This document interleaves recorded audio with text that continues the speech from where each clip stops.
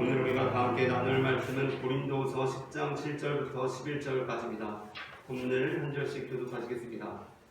너희는 외모만 보는도다. 만일 사람이 자기가 그리스도에게 속한 줄을 믿을진대 자기가 그리스도에게 속한 것 같이 우리도 그러한 줄을 자기 속으로 다시 생각할 것이라. 주께서 주님은 너희를 무너뜨리려고 하신 것이 아니요 세우려고 하신 것이니 내가 이에 대하여 자식에 자랑하여도 부끄럽지 아니하리라. 이는 내가 편지들로 너희를 놀라게 하려는 것 같이 생각하지 않게 함이라. 그들의 말이 그의 편지는 이해가 있고 이미 있으나 그가 몸으로 대할 때는 약하고 그 말도 시원하지 않다 하니. 함께 읽겠습니다. 이런 사람은 우리가 가까이 있을 때 편지들로 말하는 것과 함께 있을 때 행한 일이 같은 것을 알자. 아멘.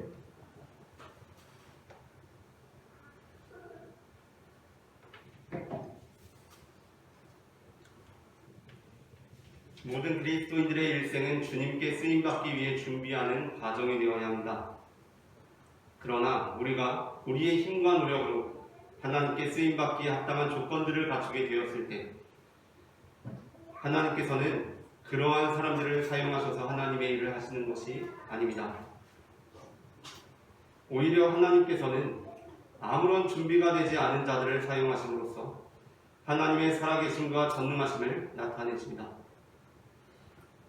물론 그렇다고 해서 우리가 주님께 쓰임받기 위해 준비하는 모든 과정이 아무런 의미가 없는 노력이라는 것은 아닙니다. 우리는 주님께 쓰임받는 사람이 되기 위해 분명 준비해야 합니다.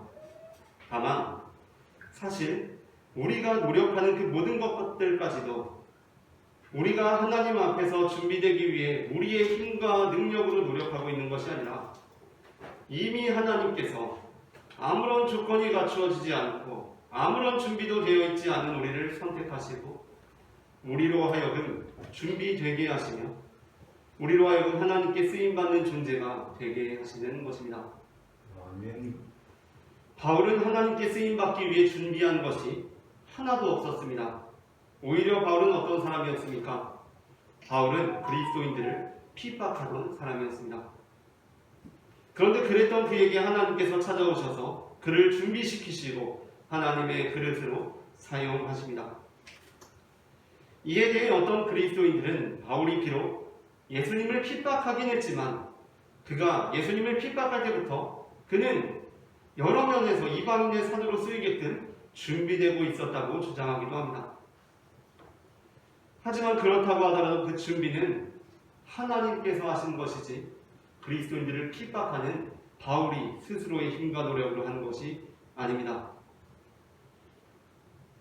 그런 면에서 사실 바울은 하나도 준비가 되지 않는 사람이었을 뿐만 아니라 하나님의 일을 하도록 준비시키는데 매우 어렵고도 부적격한 사람이었습니다. 그래서 하나님께서 그를 부르시고 그를 준비시키시는데 무려 10년이 넘는 세월을 다소에서 그는 준비해야 했던 것입니다. 우리가 탁구나 배드민턴 같은 생활체육을 이렇게 배우려고 하다 보면 가끔 선수 생활을 했던 코치가 와서 이제 치는 법을 가르쳐 줄 때가 있다고 합니다. 그런데 이 일반인들에게 코치들이 생활체육을 가르쳐 주는데 코치들이 가장 가르치기 힘들어하는 부류의 사람들이 있습니다. 그들이 누구입니까? 코치들이 가르치기 어려운 사람들은 이번에 이 코치가 온다고 해서 처음 탁구나 배드민턴을 배워보려고 하는 사람들이 아닙니다. 한 번도 탁구나 배드민턴을 배워보지 않은 사람들, 이 사람들을 가르치는 것이 어려운 것이 아닙니다.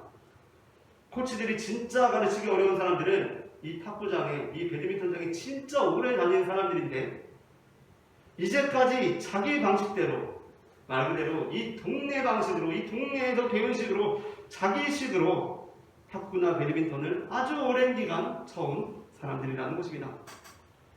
이들은 결코 탁구를 못 친다고 할 수가 없는 사람들입니다. 이들이 처음 탁구 치는 사람하고 대결을 하면 무조건 백전백승입니다. 그러나 탁구를 가르치는 코치들은 이 사람들을 가르치는데 굉장히 어려워합니다.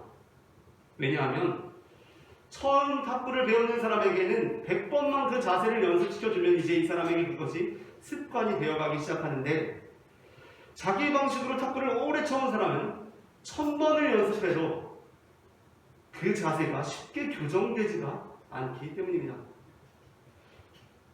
900번째 해서 이제 이 사람 다 교정됐겠지 했는데 매우 절체절명의 순간, 중요한 순간이 오면 지난 잘못된 방식, 잘못된 자세가 또 나온다는 것입니다. 바울 역시 마찬가지였습니다. 바울은 준비된 사람이었는가? 그렇지 않았습니다. 바울은 전혀 준비가 되어 있지 않았을 뿐만 아니라 아주 잘못된 방식으로 정철되어 있던 사람이 바로 바울이었습니다. 그러나 하나님께서 그를 지명하여 부르시자 그가 준비되어 가기 시작합니다. 그래서 그는 하나님의 부름을 받고 고향인 다소로 건너가서 무려 10년이 넘는 세월 동안 하나님의 준비 과정을 경험해야 했던 것입니다. 그 이후에 비로소 다시 사도 바울은 그 침묵의 시간을 지나고 다시 성경의 바나바를 통해 등장합니다. 그러므로 우리 역시 우리 마음에 하나님께 쓰임받고 싶은 마음은 간절한데 아무런 준비도 되어 있지 않고 여러 조건적인 면에서 뒤떨어진다고 스스로 여겨져도 전혀 낙심하거나 좌절할 필요가 없습니다. 왜냐하면 하나님께서 그를 지명하여서 부르시고 준비시켜 나가기 시작하면 다 되기 때문입니다. 우리는 바울을 통해 그것을 분명히 볼 수 있습니다. 오늘 우리는 너희는 외모만 보는도다 라는 제목의 설교를 나눕니다. 제가 먼저 읽으면 따라 읽으시면서 두 번 읽어보겠습니다. 너희는 외모만 보는도다. 너희는 외모만 보는도다. 너희는 외모만 보는도다. 너희는 외모만 보는도다. 전해지는 말씀을 통하여서 하나님께서는 어떠한 사람들까지도 사용하시는지를 알게 되고 그렇게 됨으로써 지금 우리의 부족함을 보는 것이 아니라 전능하신 하나님의 능력을 바라보는 성도가 되기를 소망합니다. 아멘. 그렇다면 하나님께서는 어떠한 사람들까지도 사용하십니까? 먼저 첫째 함께 읽겠습니다. 첫째, 하나님께서는 외모가 볼품없는 사람도 사용하십니다. 고린도후서 10장 7절입니다. 다 함께 말씀을 합독하시겠습니다. 너희는 외모만 보는도다. 많은 사람이 자기가 그리스도에게 속한 줄을 믿을지인데 자기가 그리스도에게 속한 것 같이 우리도 그러한 줄을 자기 속으로 다시 생각할 것이라. 아멘.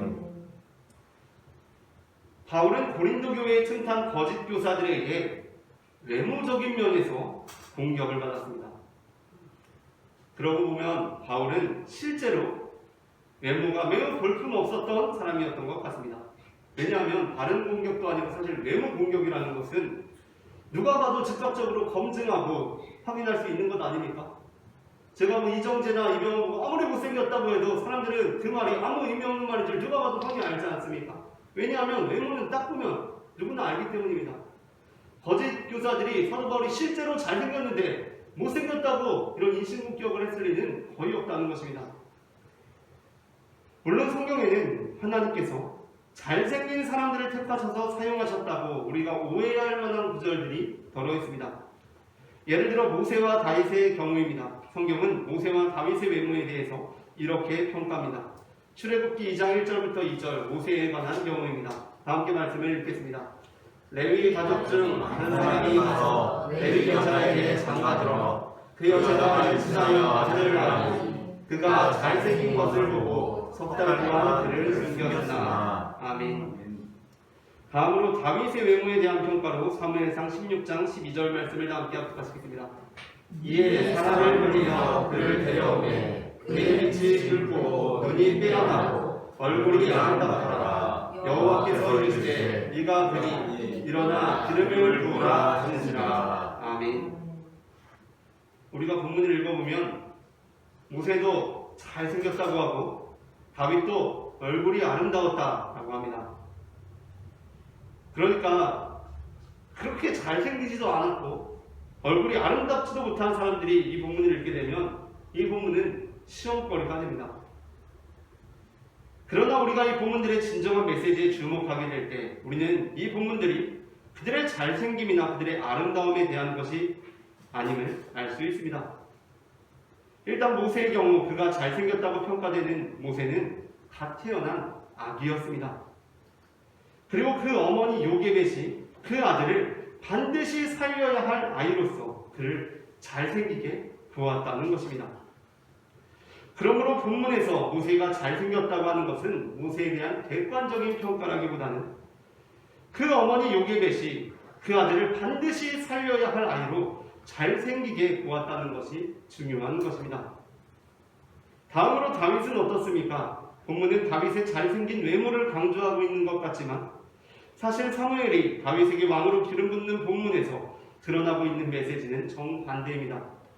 그것이 무엇입니까? 하나님께서는 외모가 아니라 중심을 보신다는 것입니다. 6절부터 7절 말씀을 다 함께 합독하시겠습니다. 그들이 오매 사무엘이 엘리압을 보고 마음에 이르기를 여호와의 기름 부으실 자가 과연 주님 앞에 있도다 하였더니 여호와께서 사무엘에게 이르시되 그의 용모와 길을 보지 말라. 내가 이미 그를 버렸노라. 내가 보는 것은 사람과 같이 아니하니 사람은 외모를 보거니와 나 여호와는 중심을 보느니라 하시라. 아멘. 사실 외모는 우리의 정체성을 구성하는 매우 중요한 부분입니다. 우리의 볼품없는 외모는 우리의 자신감을 떨어뜨리고 인생을 비관하게 만들기도 합니다. 그러니까 외모가 볼품없는 사람들은 사실 외모가 아름다운 사람들에 비해서 인생에 있어서 보이지 않는 노력들을 상당히 많이 해야 하는 것입니다. 하지만 우리의 외모가 볼품없다고 해서 우리가 낙심할 필요는 없습니다. 왜냐하면 하나님께서는 외모가 아름답지 못한 사람들을 통해서도 일하시기 때문입니다. 산타 할아버지가 루돌프를 고른 이유는 루돌프의 코가 친구들에게 놀림감이었기 때문이었습니다. 하나님 역시 지금 이 시간에도 그 외모가 컴플렉스가 되고 외모로 인해 바울처럼 공격을 당하고 외모로 인해 루돌프처럼 놀림을 받는 사람들을 찾으십니다. 그리고 바로 그 사람을 통해 하나님께서는 하나님의 살아계심을 나타내십니다. 창세기에 등장하는 라반의 첫째 딸 레아는 동생 라헬에 비해 볼품없었던 외모로 비참한 인생을 살아야 했던 인물이었습니다. 그랬던 레아의 결혼은 그 첫째 딸을 가엾게 여긴 아버지 라반의 거의 눈물겨운 사기에 가까운 작업을 통해 이루어졌는데 그것은 동생 라헬을 얻고자 했던 야곱에게 우리 지방에서는 동생이 언니보다 먼저 시집가는 경우는 없다며 거의 사기에 가까운 방식으로 1+1 결혼을 시켜버린 것이었습니다. 그때 외모가 형편없었던 레아는 내가 이렇게 결혼하는구나 라고 하며 감사한 마음이 들었겠습니까? 아버지께서도 이렇게 나를 생각해 주시는구나 생각했겠습니까? 내가 그래도 이렇게 결혼하니까 너무 기쁘다 표제를 부르며 좋아했겠습니까? 동생을 사랑하는 남자에게 아버지께서 그냥 눈 가리고 아웅하는 식으로 그렇게 1+1으로 떠넘겨지는 레아의 마음은 너무나 비참한 마음이었을 것입니다. 그러나 하나님께서는 바로 그 레아를 사용하셨습니다. 물론 라헬은 요셉을 낳음으로 이스라엘 역사의 매우 중요한 여인으로 기록되고 있습니다. 그러나 레아는 라헬을 능가하고 있습니다. 바로 그 레아를 통해 다윗과 예수 그리스도의 선조 유다가 태어나고 모세와 아론의 선조 레위가 태어납니다. 바로 그 레아를 통해서 예수 그리스도와 유다의 계보, 모세와 아론의 계보가 이어지고 있는 것입니다. 우리가 우리의 용모의 불품없음으로 인해 낙담하고 있을 때 하나님께서는 지금도 하나님의 살아있음과 전능하심을 확실히 보여줄 사람이 누구인가를 갖고 있다는 것입니다. 다음으로 둘째 함께 읽겠습니다. 하나님께서는 어떠한 사람도 사용하시는가? 둘째, 하나님께서는 몸이 약한 사람도 사용하십니다. 고린도후서 10장 10절 말씀을 다 함께 합독하시겠습니다.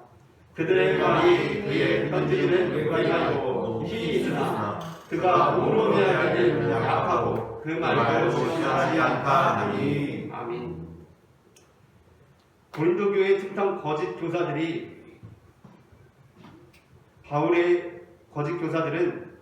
바울의 용모뿐만 아니라 그의 연약한 몸에 대해서도 공격했습니다. 정말 얄짤없이 공격한 것입니다. 집요하게 바울의 용모도 볼품이 없는데 그는 몸도 약하다라고 공격했습니다. 제가 전도사 시절에 이렇게 지방 체육대회를 지방 전도사로서 함께 준비를 하고 있는데 그 자리에 그 젊은 목회자나 전도사님들을 이제 격려하려고 나이가 많으신 목사님께서 이렇게 준비하는 과정 가운데 방문하신 적이 있습니다. 근데 그 목사님께서 잘 몰랐는데 이제 지병으로 오랜 시간 고생하시다가 이제 얼마 전에 막 이제 쾌차하셔서 건강을 회복하신 목사님이셨습니다. 그 목사님께서 우리가 이렇게 막 지방 체육대회를 준비하고 있는 것을 보시면서 내가 이렇게 아파 보니까 하나님께서는 악한 사람은 쓰셔도 약한 사람은 안 쓰시는 것 같더라 라고 말씀하신 적이 있습니다. 물론 이 말씀의 의미는 하나님께서 악한 사람도 쓰시니까 악하게 살아도 된다는 것이 아니라 그만큼 자신이 약해 보니까 하나님의 일을 하는 데 있어서 체력적 강건함이 필수적인 요소라는 것을 강조하시는 것이었습니다. 그러시면서 목사님께서는 우리에게 젊을 때부터 건강관리 잘하라고 말씀해 주셨습니다.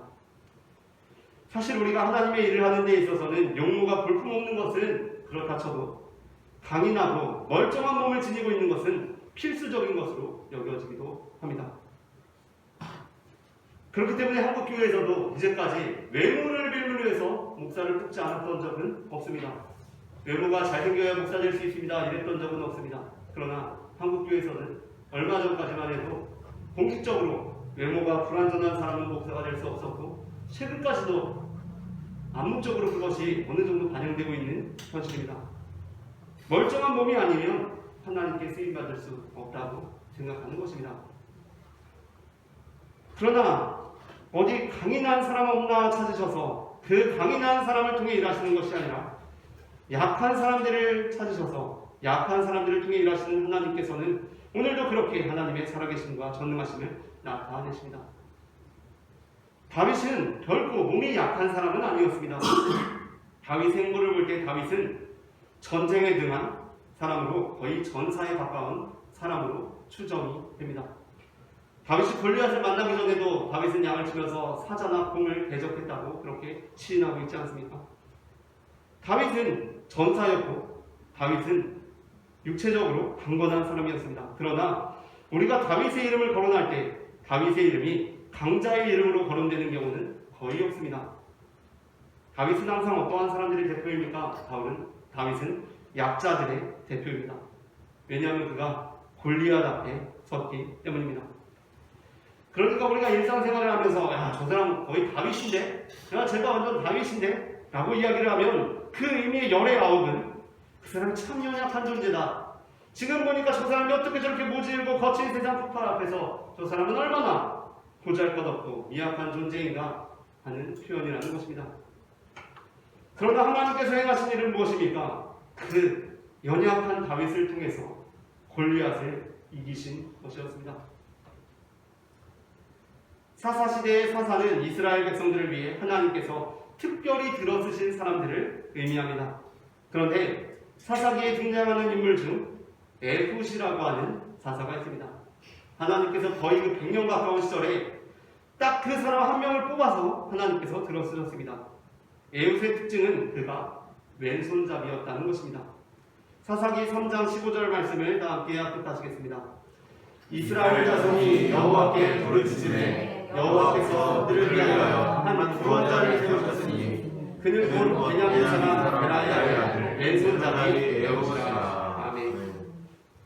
이스라엘 자손들이 여호와께 부르짖었습니다. 너무 살기 힘들다고 그렇게 부르짖었습니다. 그러자 하나님께서 한 구원자를 세우셨습니다. 그가 왼손잡이 에훗입니다.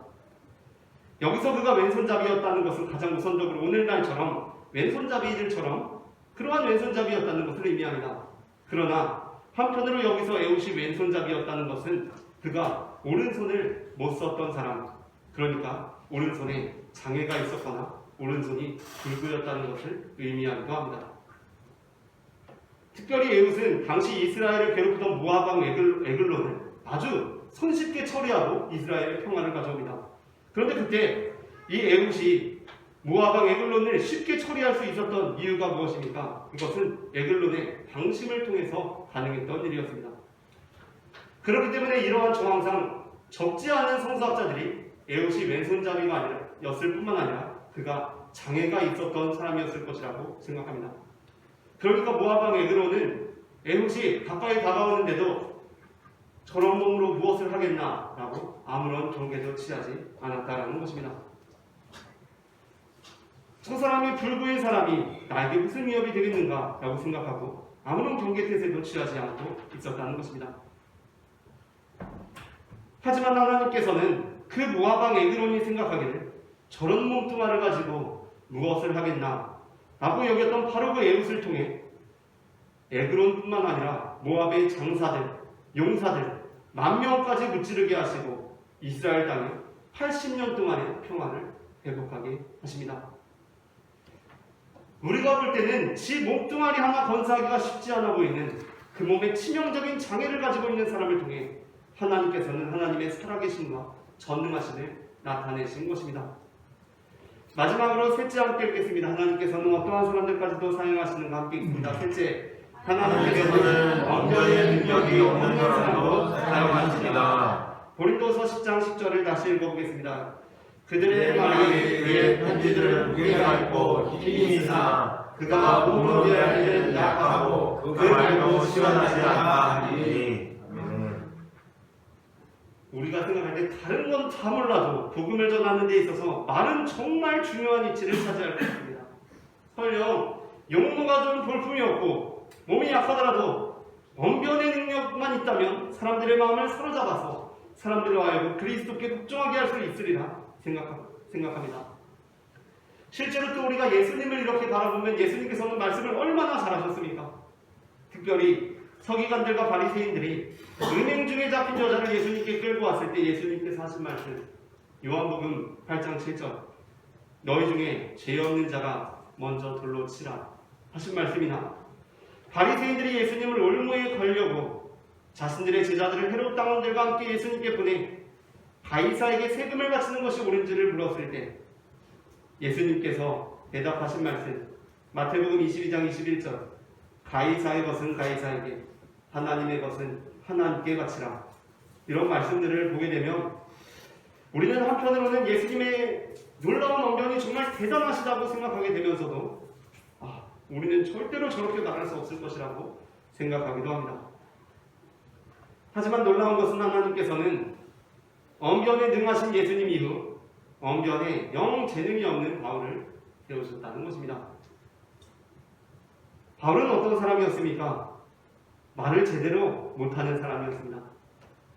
특히 고린도후서는 바울이 고린도전서를 보낸 후에 여전히 돌이키지 않는 고린도 교회에 찾아가게 되었을 때의 그 정황을 배경으로 작성이 되고 있는데, 이 고린도후서의 본문을 보게 될 때 바울이 고린도전서를 고린도 교회에 보내고 그래도 고린도인들이 돌이키지 않는다는 소식이 전해집니다. 그러니까 바울이 고린도 교회에 직접 찾아간 겁니다. 그런데 거기에서 어떠한 일이 벌어졌는가를 우리는 지금 고린도 후서의 본문을 통해서 알 수 있습니다. 그때 벌어진 일이 무엇입니까? 바울이 막상 고린도 교회에 찾아갔는데 고린도 교회의 거짓 교사들이 그 영향력 안에서 그들의 공격 앞에서 바울이 고린도 교회에서 아무 말도 하지 못하고 꿀먹은 덩어리가 돼서 제대로 된 답변 하나 하지 못하고 어리둥절한 모습만 보이다가 되돌아온 것입니다. 하나님의 일을 하는 사람으로서 얼마나 우스운 모습입니까? 만일 이 자리에 어떤 성도님께서 갑자기 들에 찾아오셔서 저에게 질문을 합니다. 목사님, 이건 뭡니까? 이건 뭡니까? 막 질문을 하는데 제가 정해진이 원고에 있는 것은 잘 읽을 줄 알면서 그것에 아무 말도 대답을 하지 못하고 있다면 얼마나 우스운 꼴이 되겠습니까? 바울이 지금 경험한 일이 그것이라는 것입니다. 고린도 교회 막상 가서는 그 거짓 교사들의 공격에 아무런 대답도 제대로 하지 못하고 돌아오는 것입니다. 좀 사람들이 막 올무에 걸려는 질문을 해도 너희 중에 죄 없는 자가 먼저 돌로 치라거나 가이사의 것은 가이사에게, 하나님의 것은 하나님께 바치라 라고 하면 굉장히 멋있게 보일 텐데, 사람들로부터 야 진짜 바울은 대단하다, 야 우리 목사님 진짜 대단하다, 저 즉흥적인 물음에 저렇게 답변을 잘하시고 라고 할 텐데 바울은 그렇게 하지 못했습니다. 하지만 하나님께서는 그렇게 말을 제대로 하지 못하는 바울을 사용하셔서 복음이 오늘날까지 성경으로 우리에게 전해지게 하신 것입니다. 뿐만 아닙니다. 성경은 이스라엘의 가장 위대한 지도자 모세 역시 말의 둔한 자였음을 우리에게 가르쳐주고 있습니다. 모세가 하나님의 부르심을 받고서도 그가 그 부르심 앞에 주저했던 이유가 무엇이었습니까?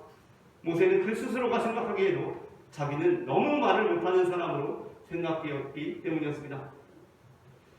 아무리 그래도 하나님이 하려면 용모가 좀 볼품없어도 그러려니 할 수 있고 몸이 약해도 좀 넘어갈 수 있을 것 같은데 자기가 생각하기에도 하나님의 일을 하려면 좀 말을 능력 있게 해야 되지 않겠는가 라고 모세는 생각했던 것입니다. 출애굽기 4장 10절 말씀을 함께 하시겠습니다. 모세가 여호와께 아뢰되 오 주여 나는 본래 말을 잘하지 못하는 자니라. 주께서 주의 종에게 명령하시는 역시 그러하니 나는 입이 뻣뻣하고 혀가 둔한 자니라. 아멘. 그러나 하나님께서는 바로 그 모세에게 이렇게 대답하십니다. 11절부터 12절 말씀을 함께 합독하시겠습니다. 여호와께서 그에게 이르시되 누가 사람의 입을 지었느냐 누가 말 못하는 자나 말 듣는 자나 눈 밝은 자나 행위 되게 하겠느냐 나 여호와가 아니냐 이제 봐라 내가 네 입과 함께 있어서 할 말을 가르치라. 아멘. 우리는 얼굴이 예쁜 라헬을 보면서 야 라헬은 얼마나 좋을까 라헬은 예쁘니까 뭐가 돼도 될 거야 하지만 나는 이렇게 못생겨서 내가 뭘 할 수 있겠어 라고 생각합니다. 하지만 하나님께서는 그러한 우리를 보시며 이렇게 말씀하십니다. 누가 사람의 얼굴을 지었느냐 누가 라헬을 라헬 되게 하고 레아를 레아 되게 하였느냐 나 여호와가 아니냐 이제 가라 내가 너와 함께 하리라. 아멘.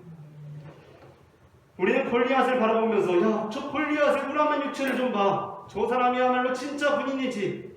나는 골리앗 앞에서 어린아이와 같아. 이렇게 연약한 내가 뭘 하겠어 라고 생각합니다. 하지만 하나님께서는 그러한 우리를 보며 이렇게 말씀하십니다. 누가 사람의 육체를 지었느냐 누가 골리앗을 골리앗 되게 하고 다윗을 다윗 되게 하였느냐 나 여호와가 아니냐 이제 가라 내가 너와 함께 하리라. 에베소에서 고린도에 방문했던 바울이 오히려 그 거짓 교사들의 언변에 크게 당하고 그 앞에서 아무 말도 못하고 쭈뼛대다가 다시 에베소로 돌아올 때 바울의 마음은 얼마나 무너졌겠습니까?